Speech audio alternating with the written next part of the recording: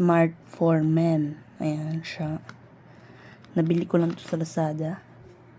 Ayan ang kanyang for external use, made for smart collection. Ayan. Nakikita nyo naman. I think hinuluan ng pabango or inspired lang. Pero reviewin natin. Ayan ang kanyang booty, maliit lang.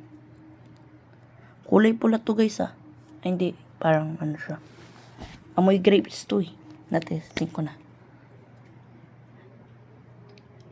Ayan ang ganda na atomizer niya. Ganda guys, maganda. Ayan spray natin.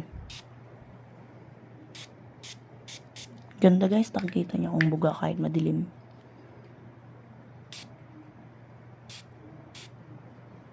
Ang amoy nito ay sa akin, may pagka-fruit siya. May pagka-fruit na grape. Ganun ang amoy niya. Amoy grapes siya guys.